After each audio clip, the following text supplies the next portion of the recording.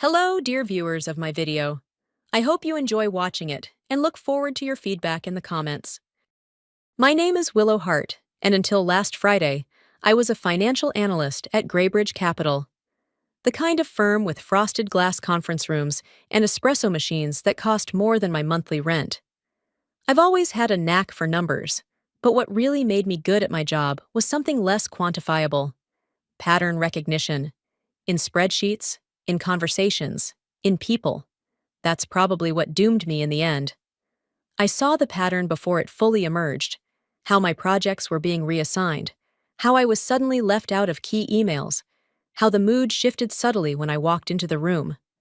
I had survived 3 departmental shuffles, 2 hostile takeovers, and 1 infamously brutal CEO transition. I thought I could survive this too. But then Richard Emmerlein called me into his office. It was 6:02 p.m. on a Friday, a time chosen with care, when the office was half empty and HR had already left for the weekend. The lights were dimmed low, casting long shadows across the polished floor. Mariella, Richard's assistant, didn't meet my eyes when she offered me a bottle of water. That was the first clue. Richard sat at his desk, all designer cufflinks and calculated charm. He gestured toward the chair across from him with a practiced smile. I sat. The water bottle stayed unopened in my lap. "Willow," he began, folding his hands in front of him like a benevolent dictator, "you've been an asset to Greybridge, but we're at a point where we need to make strategic realignments." That word again, realignments. I had heard it used to justify layoffs, demotions, firings, and mergers, but I'd never had it pointed at me directly. Until now. He slid a manila folder across the desk. "This is your resignation letter, pre-drafted for your convenience. It's better this way, cleaner. You sign this, and we agree to part ways quietly." I flipped open the folder. The letter inside was typed on Greybridge letterhead. It used phrases like voluntary resignation and effective immediately. All it needed was my signature. I looked up at him. "And if I don't sign?" His smile didn't falter. "Then I make a few calls. I mention a few things: emotional instability, disruptive behavior, poor teamwork. You know how small this industry is, Willow. I wouldn't want to see you blacklisted." The threat was quiet, clinical, and terrifyingly effective. I sat there for another beat, staring at the paper in front of me. I knew this trick. By signing it, I would be effectively waiving any legal claims, admitting that I was leaving of my own accord. No severance, no unemployment eligibility, no recourse, just a quiet erasure. But what Richard didn't know is that I never sign anything under pressure, not without reading every word. I picked up the folder. I even thanked him. "I understand," I said calmly. "I'll take this home and sign it tonight. I just want to process it privately." He raised an eyebrow, but didn't object. Maybe he thought the fear would work better once I was alone. By the time I got home, my hands were no longer shaking. I opened the letter and read it line by line. Then I opened my laptop. There is a legal term: constructive dismissal. It refers to situations where an employee is forced to resign due to a hostile work environment or employer misconduct. I deleted one sentence from the resignation letter and replaced it with this: "I hereby tender my resignation due to constructive dismissal precipitated by an increasingly toxic and hostile work environment that has rendered my continued employment untenable." One sentence. One legal landmine. Everything else remained untouched. The formatting, the header, the signature line. It looked exactly the same. But that one phrase transformed the document from a resignation into a declaration of wrongdoing. The next morning, I walked into the HR office with the same calm expression I had worn the night before. "I'm here to submit my resignation," I said to Monica Fields, our HR director, handing over the folder. "Richard asked me to deliver it directly." She nodded, distracted, and placed it on her desk without opening it. I walked out of the building like a ghost shedding her skin. I wasn't angry, not yet. I was ready, because I knew Richard would open his inbox Monday morning expecting compliance. What he'd find instead was a document that made him, and the company, legally vulnerable. And HR would notice, because they always read closely when things start to smell like litigation. That was the first move. A single word. A silent strike. And it was only the beginning. By the time I joined Graybridge Capital, perfection had stopped feeling like a choice. It was reflex, instinct carved from years of quiet discipline. My parents never pushed me with raised voices or threats. They nudged me with questions, with attention, with the expectation that I could, and should, do better, because I was capable of better. In our house, achievement wasn't about medals or applause. It was about leaving something done to the best of your ability. My mother cataloged books with the same reverence a surgeon might prepare for an operation. My father once stayed up 3 nights redoing the family budget down to the cent after finding a $12 discrepancy. They never said it out loud, but the message was clear. Excellence was how you showed you cared. I internalized that. At Wharton, I worked like someone on borrowed time. I couldn't tolerate the idea of missing something, of not being the most prepared person in the room. My schedule was color-coded, my notebooks cross-referenced. I didn't just solve equations, I understood their philosophy. The people around me called it obsessive. I called it respect. For the work. For myself. So when I arrived at Graybridge, fresh-faced and sharp-edged, I wasn't intimidated. I was ready. The environment was high-pressure, fast-paced, brutally competitive. Perfect. I learned the systems inside out within my first 2 months. Started submitting independent models that outperformed the templates they'd given me. I noticed inefficiencies, restructured debt models, found patterns others missed. And Richard noticed. At first, it was flattering. He'd swing by my desk, glance over my latest model, and toss me a rare, "Nice work, Trent." He'd ask for quick consults before board presentations, trusted me with drafts of sensitive reports. I thought I was being groomed for something bigger. But that's the thing about people like Richard. They don't groom, they harvest. The shift was subtle, a delay in returning one of my reports. A slide deck I created surfacing in a meeting without my name. Strategic decisions being discussed without me, even when my work was central to them. At first, I chalked it up to oversight. Then it became a pattern. Richard began claiming credit, not in overt declarations, but in implication, in omission. He presented my reports without acknowledgement. My forecasts became the team's analysis. And when I asked to present at an upcoming investor meeting, he said, "We need a more seasoned voice up there. You'll get your turn." My turn never came. The most egregious moment was when I submitted a multi-layered risk forecasting algorithm I had built from scratch. Weeks of late nights, complex modeling, economic triggers mapped to global indicators. It was the kind of work you frame. I handed it off to Richard with full documentation. 2 weeks later, I sat in a boardroom watching him present it as his own. Not a footnote, not a mention, nothing. I was so stunned I nearly forgot to take notes, but I didn't. I wrote everything down. From that moment on, I became my own auditor. I tracked every deliverable, kept copies of every file, saved email threads, flagged every time he lifted something without attribution. I didn't say a word. I wasn't ready yet. I needed more. Proof that could stand alone. Facts that wouldn't buckle under pressure. I built a private timeline, a document that traced Richard's theft, omission by omission, like breadcrumbs through a forest of lies. The deeper I dug, the more patterns I saw. Meetings I had been deliberately excluded from. Presentations that mirrored my early drafts, word for word. Project leads shifted quietly from my name to his. He thought I didn't notice. But I see patterns. I live in data. And everything he tried to obscure was right there, glowing red on my tracking sheet. What he didn't realize, what no one did, was that I wasn't just logging his behavior. I was building a case. One day, I knew it would come down to who had receipts. And I had everything. I wasn't looking for anything that day. I was cleaning up Q3's variance reports, trying to piece together why a particular client account was bleeding more cash than it should have. It should have been routine. A line item review, cross-checks with disbursement logs, maybe a memo to compliance if something looked odd.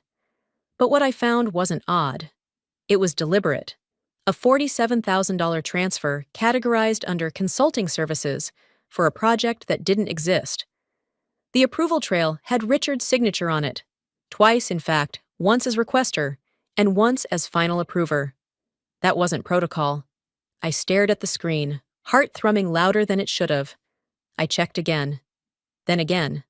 My next discovery came 2 days later, hidden in a supplemental compensation spreadsheet that had been left open in a shared folder. Buried beneath dozens of legitimate bonus entries was one that didn't make sense.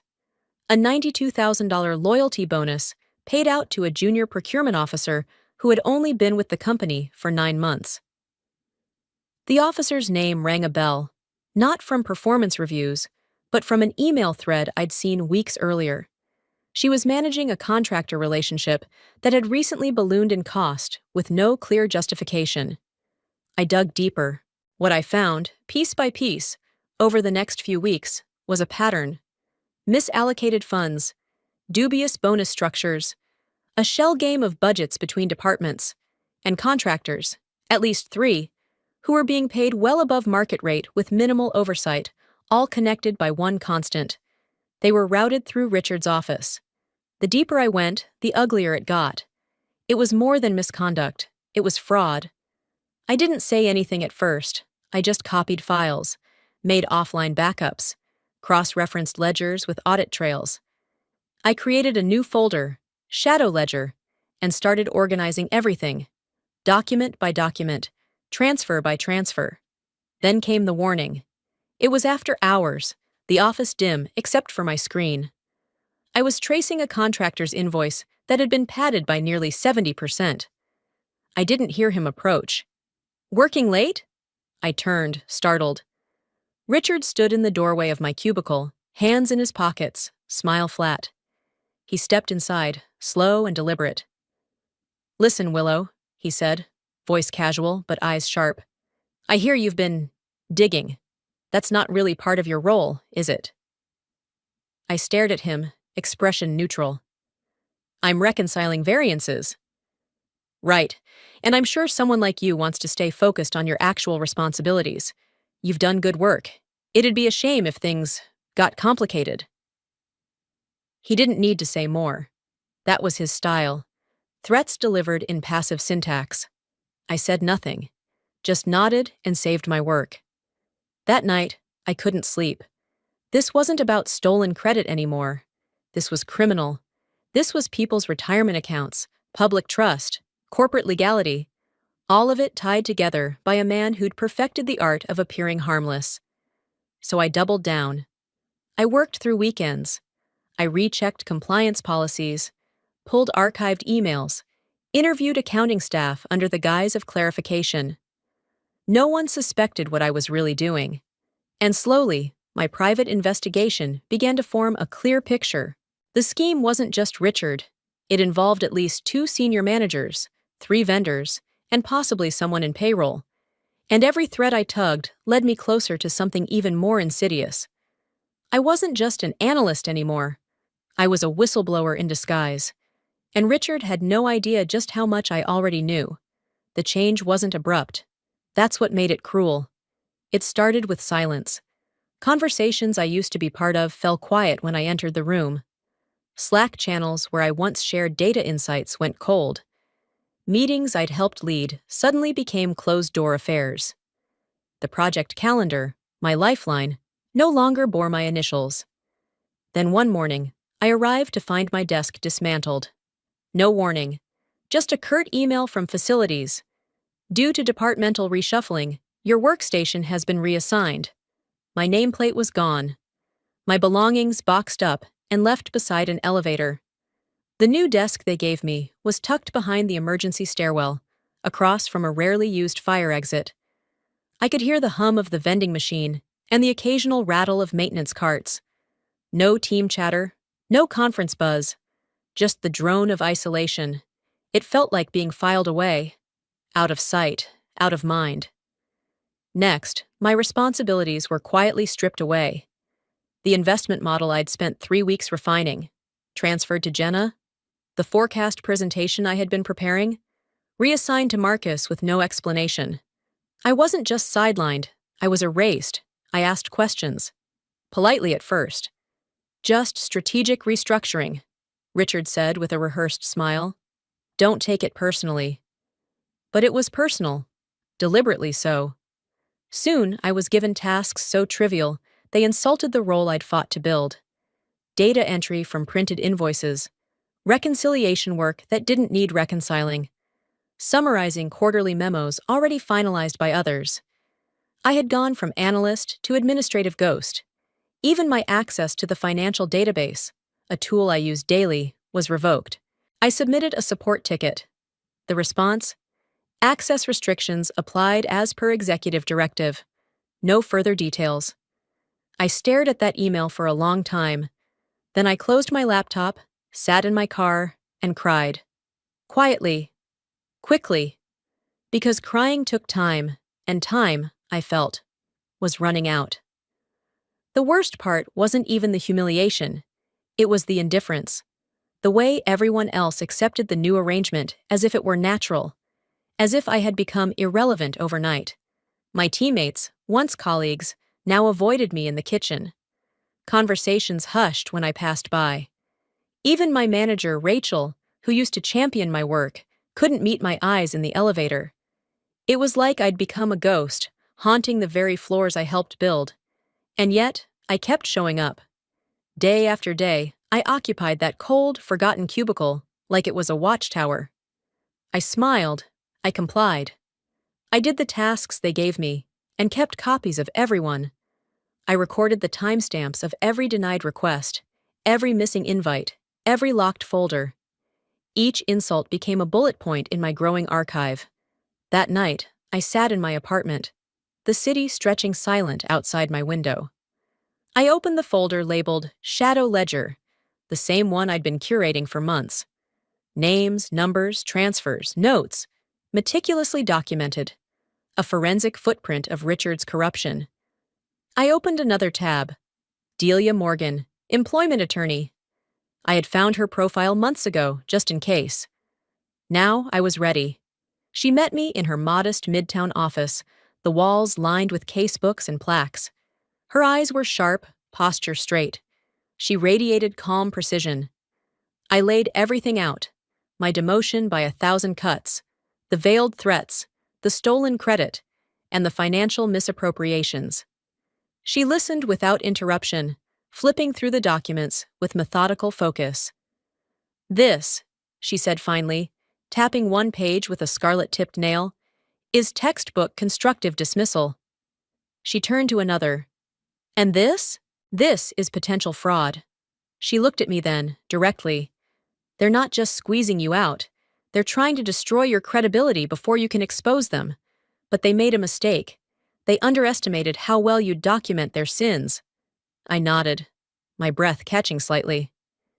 You have two options, Delia continued. You can walk away with a quiet settlement, maybe some severance, or you can use this. File a formal complaint, leak it to regulatory bodies. Let the board see what they've ignored. Hell, let the press see it. This isn't just a hostile workplace, it's a scandal in waiting. We talked strategy. Who to contact, what protections I had under whistleblower laws. She advised caution, but didn't tell me to hold back. People like Richard bank on silence. You're not silent anymore. Outside, the sun had begun to dip, casting long streaks of gold across the skyline. I left her office walking taller than I had in weeks. They'd tried to bury me in tasks, in silence, in a forgotten hallway. But all they'd really done was give me the space and the reason to fight back. They thought I was cornered, but they forgot. A cornered analyst is still an analyst, and I had the data. Now, I just needed the right moment to use it. The call came just after 9 a.m. on a Thursday. Richard's assistant, Mariella, her voice taut and professional, asked me to report to Conference Room B. I knew what was coming. I had known for weeks. I took my time, collected my notes, slipped my phone discreetly into my pocket with the voice recorder app running. I checked my appearance in the bathroom mirror. Neat, calm, unreadable. Then I walked through the corridors one last time, nodding to the receptionist, smiling at the security guard. When I stepped into the glass-walled room, Richard was already there, flanked by a junior HR rep I didn't recognize. No Monica this time, just a witness and a snake in a tailored suit. The air was tense, too quiet. The blinds were drawn halfway, cutting the light at an angle that made Richard's expression even harder to read. The HR rep looked uncomfortable, eyes flicking between the table and the floor. Richard didn't waste time with pleasantries. "Willow," he said, sliding a folder across the table, "we're offering you a chance to part ways on good terms. Sign this resignation letter, and we won't pursue further action." Further action. I nearly laughed. What action? Retaliation for discovering he'd been orchestrating financial misconduct under everyone's noses? I opened the folder, glanced at the document inside. It was the same scripted lie I'd seen in dozens of HR forms. Voluntary resignation. Grateful for the opportunity. Effective immediately. It was meant to be clean, silent, final. But Richard didn't know me well enough. I read it slowly, silently. Then, as calmly as if I were fixing a typo, I took out my pen and made one small edit. Just one line. "I hereby resign due to constructive dismissal, precipitated by a hostile and unethical work environment." Richard's face didn't register it at first. He was too used to people caving, too used to fear, too used to power. I signed the paper. Then I stood. "Thank you for the opportunity," I said smoothly, handing the paper back. "I'll be submitting a formal statement to HR as well. Oh, and I've made a copy of this, naturally." The HR rep blinked. Richard stiffened. He wasn't used to counterattacks. He glanced at the paper again, eyes narrowing. Before I left the room, I paused in the doorway. "One more thing," I said, turning back to face them. "There are irregularities in several financial reports I came across. Unauthorized transfers, suspicious bonuses, inflated contractor invoices. I've saved everything. If anyone's curious, I'd suggest checking under Shadow Ledger in the archive directory." The HR rep looked at Richard. He didn't meet her gaze. I didn't wait for a response. But I wasn't done. I stopped by HR, walked right past the assistant and into Monica's office without knocking.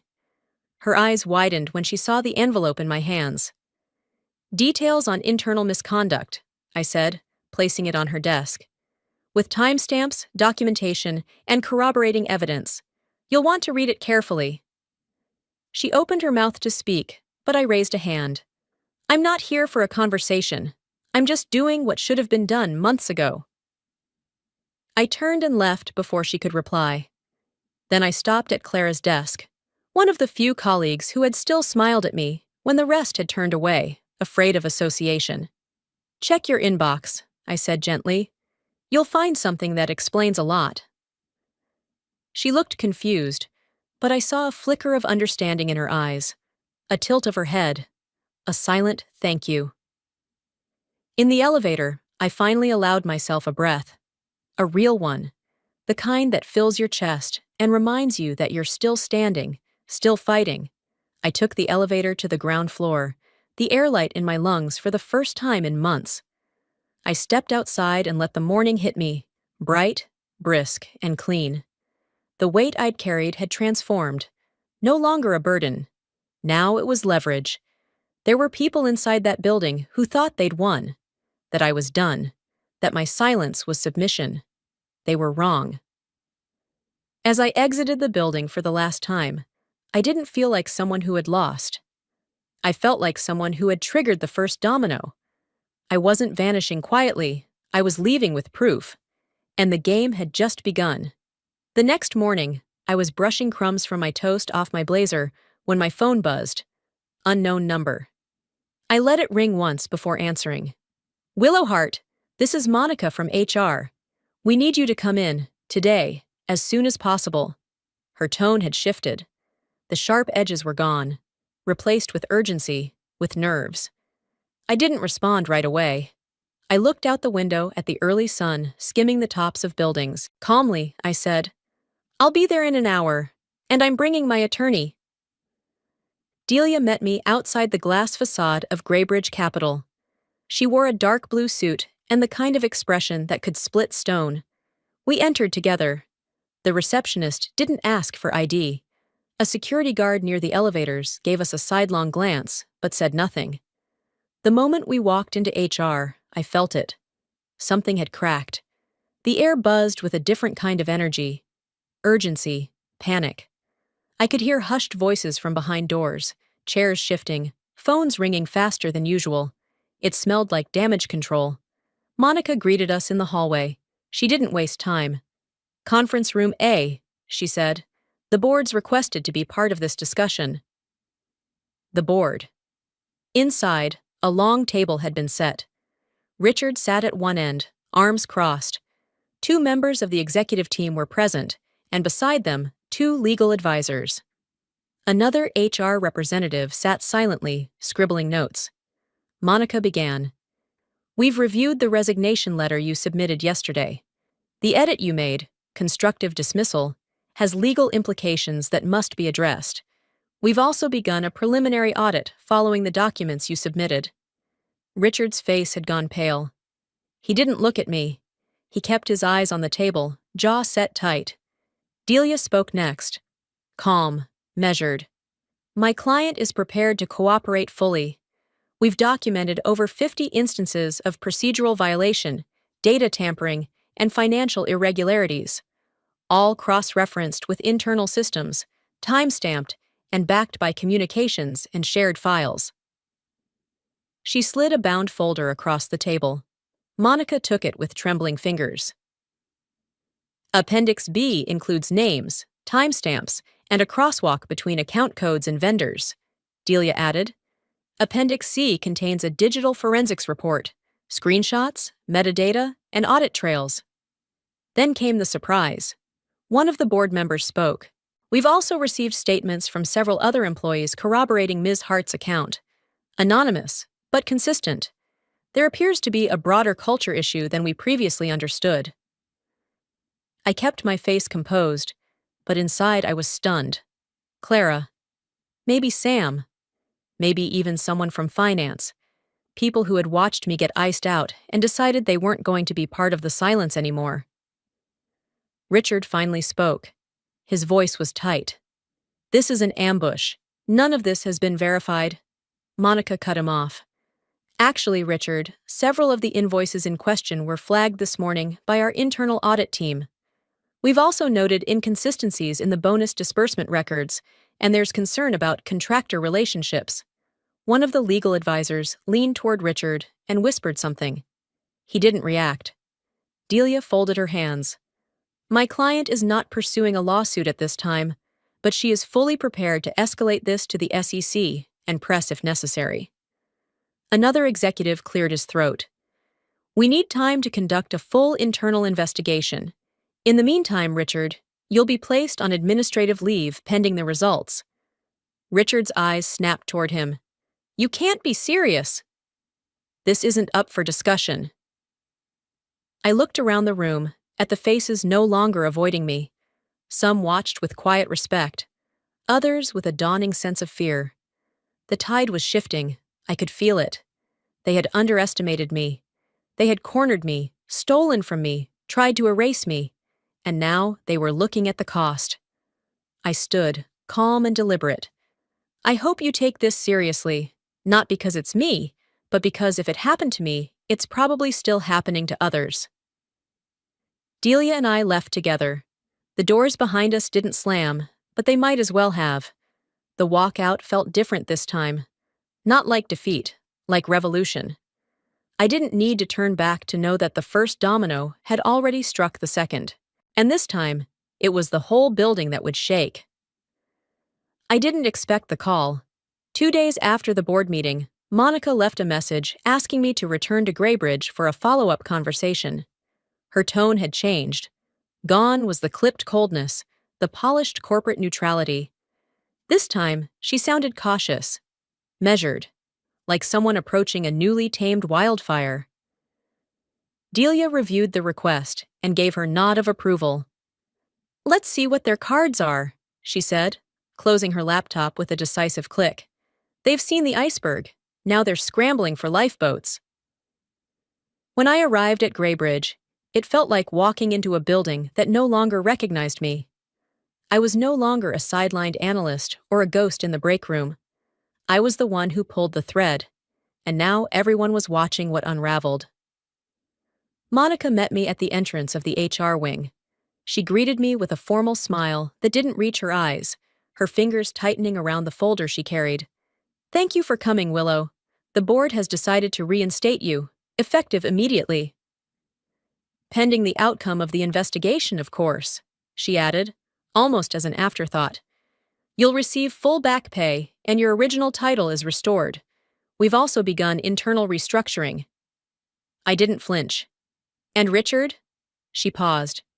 "He's been suspended, effective immediately. No system access, no communication privileges. Independent auditors are combing through 2 years of financial records. Legal counsel is involved. We're taking this seriously." Good. They should. The company that had tried to exile me was now summoning me back.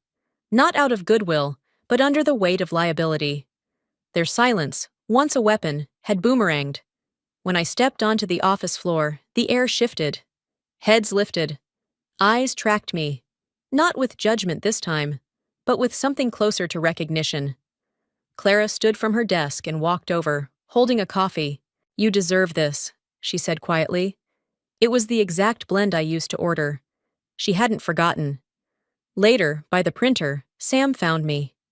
He looked tired, genuinely tired, but clearer too. "I told them everything," he said, voice low. "I couldn't keep quiet anymore. I'm sorry it took me so long." "You weren't alone," I replied. "None of us were. We just didn't know it yet." That day marked a shift, not just in protocol, but in people.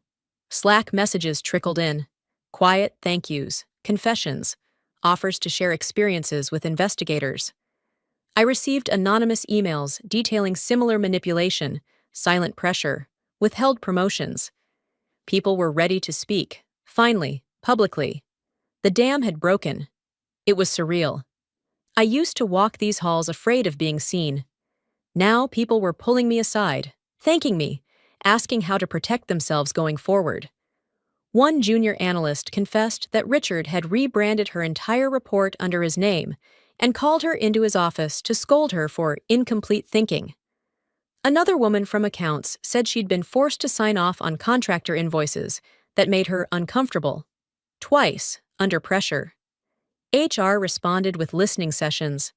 Anonymous feedback boxes popped up. Compliance officers held open-door hours. Internal emails began, including phrases like restoring trust, safety for whistleblowers, and creating accountability. It was more than PR. It was something trying to grow from the ashes. The fear didn't vanish overnight. Fear rarely does. But it began to dissolve. I saw it in the break room banter returning, in the shoulders that didn't tense when the elevator chimed, in the genuine laughter over lunch. And me? I focused on the work, not to disappear, but to rebuild. I spent the first week realigning data integrity protocols, assessing damage, flagging vulnerabilities. I drafted a comprehensive report for the audit firm, breaking down financial structures Richard had twisted into weapons. They listened, and to my surprise, they implemented. My old office was returned to me, glass walls and all. My system access restored, my projects reopened. But something deeper had shifted. I wasn't returning to my old role. That role no longer existed. Because now, people listened when I spoke. Because now, everyone knew. Silence wasn't safety. It was complicity. Truth had power. And once you let it in, it doesn't leave. So when I walked into the office the next morning, shoulders relaxed, laptop bag in hand, I didn't brace for impact. Because the impact had already happened. And from that wreckage, something better was being built. The auditors didn't waste time.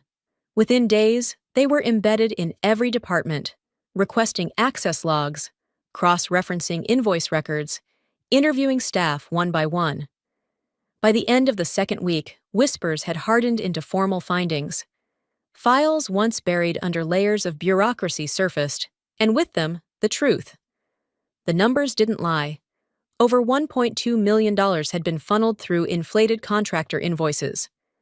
Payments routed through fictitious consulting firms, padded timesheets, and maintenance costs for services never rendered. The trail snaked back to shell companies registered under false names, but the connections, through email threads, file access, approval timestamps, were clear. And they pointed to Richard. It wasn't just a case of negligence or greed. It was systematic, intentional. Money laundering, printed on Graybridge capital letterhead. The auditors found more than they'd expected.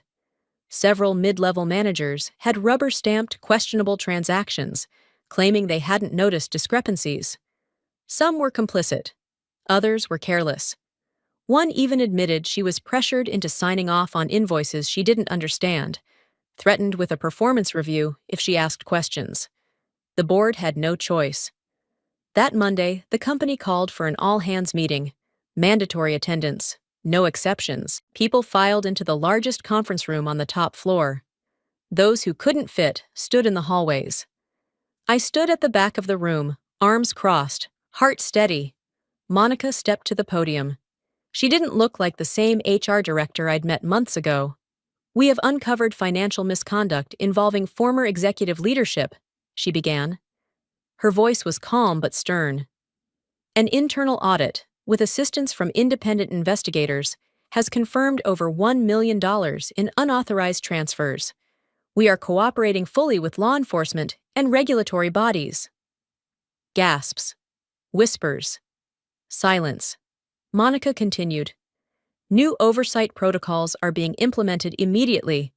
We are reviewing every financial process within this company from the last 3 fiscal years." Then came the surprise.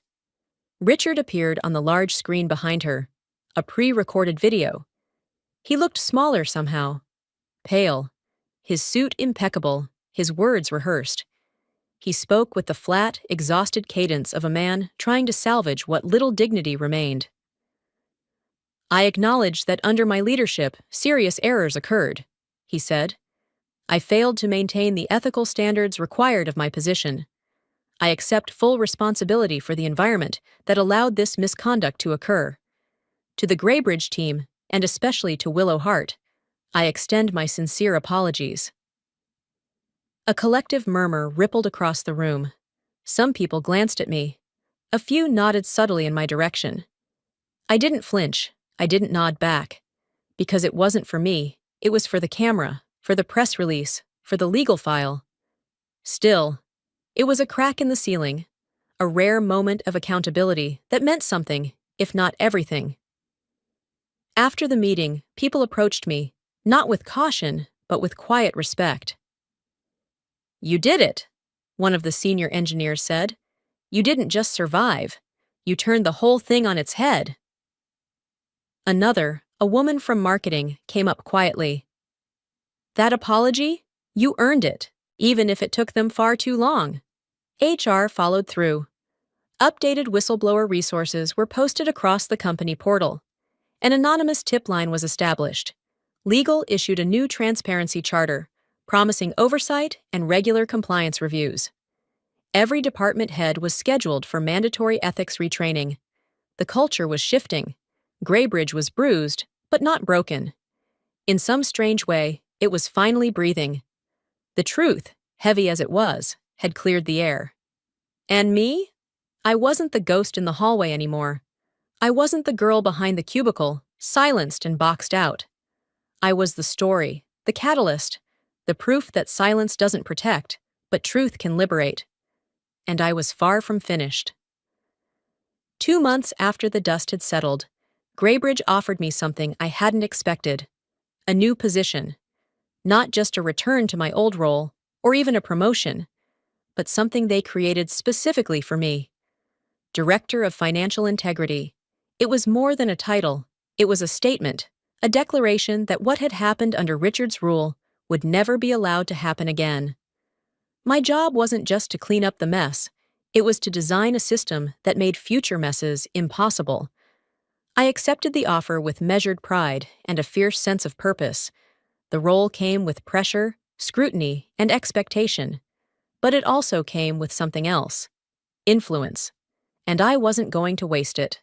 The first initiative I rolled out was a comprehensive anonymous reporting system, not just for financial misconduct, but for ethical violations of every kind: harassment, retaliation, toxic management, even microaggressions.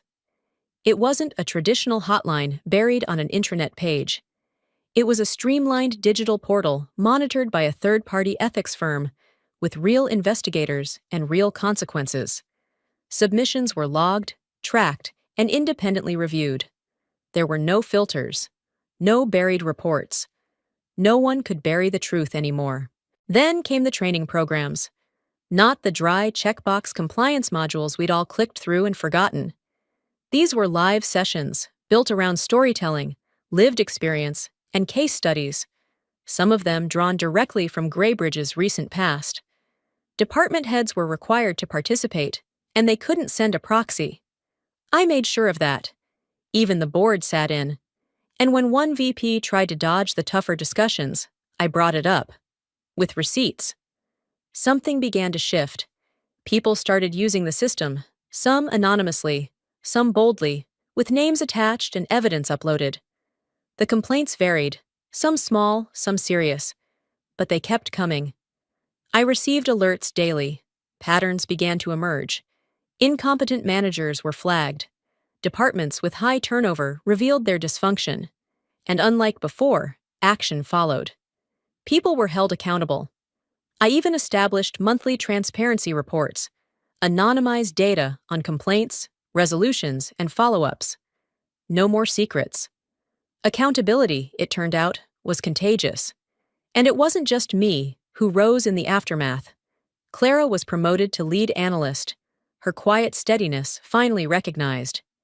Sam transferred into the compliance division, his insight and candor making him a natural fit. Together, we built a team dedicated to ethics, oversight, and employee safety. We weren't just cleaning up. We were designing the future. We held roundtable discussions with employees at every level, from interns to executives, gathering stories and suggestions. I introduced ethics champions in each department, volunteers who served as peer liaisons, trained to guide colleagues in raising concerns safely. Monthly newsletters highlighted positive change and featured anonymous case studies showing how issues were resolved. The most surprising shift came in morale. Graybridge, once shadowed by suspicion and fear, began to breathe again. Lunch tables filled up. Interdepartmental meetings became collaborative instead of combative. People smiled more. Jokes returned. The fear that had haunted the air slowly dissolved. There were even Friday afternoon socials again, laughs echoing through conference rooms that used to feel like interrogation chambers.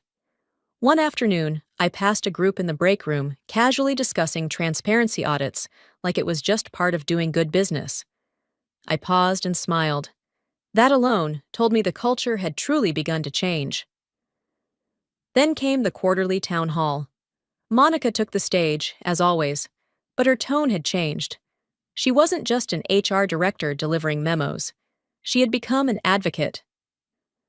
"We are not who we were," she said. "We're not perfect, but we are growing. And we owe that growth, in large part, to one person's courage." She turned toward me. Willow Hart reminded us that integrity isn't passive. It's disruptive. And sometimes, it takes one person standing up alone to remind everyone else how to stand with her. The room erupted into applause. I didn't expect it. I certainly didn't ask for it. But I accepted it. Not as a reward, but as a symbol. A signal that the tide had turned. The culture of fear had cracked open, and in its place, something fragile but beautiful was taking root. Something worth protecting. And I would be there, guarding it, nurturing it, ensuring it survived. Not just as a survivor, but as an architect of what came next. And in my bones, I knew we were only just getting started. 2 months after the dust had settled, Graybridge offered me something I hadn't expected: a new position. Not just a return to my old role, or even a promotion, but something they created specifically for me: Director of Financial Integrity. It was more than a title, it was a statement, a declaration that what had happened under Richard's rule would never be allowed to happen again. My job wasn't just to clean up the mess, it was to design a system that made future messes impossible. I accepted the offer with measured pride and a fierce sense of purpose. The role came with pressure, scrutiny, and expectation. But it also came with something else: influence. And I wasn't going to waste it. The first initiative I rolled out was a comprehensive anonymous reporting system, not just for financial misconduct, but for ethical violations of every kind: harassment, retaliation, toxic management, even microaggressions. It wasn't a traditional hotline buried on an intranet page. It was a streamlined digital portal monitored by a third-party ethics firm with real investigators and real consequences. Submissions were logged, tracked, and independently reviewed. There were no filters, no buried reports. No one could bury the truth anymore. Then came the training programs. Not the dry checkbox compliance modules we'd all clicked through and forgotten. These were live sessions, built around storytelling, lived experience, and case studies, some of them drawn directly from Graybridge's recent past. Department heads were required to participate, and they couldn't send a proxy. I made sure of that. Even the board sat in. And when one VP tried to dodge the tougher discussions, I brought it up. With receipts. Something began to shift. People started using the system, some anonymously, some boldly, with names attached and evidence uploaded. The complaints varied, some small, some serious, but they kept coming. I received alerts daily. Patterns began to emerge. Incompetent managers were flagged. Departments with high turnover revealed their dysfunction. And unlike before, action followed. People were held accountable. I even established monthly transparency reports, anonymized data on complaints, resolutions, and follow-ups. No more secrets. Accountability, it turned out, was contagious. And it wasn't just me who rose in the aftermath.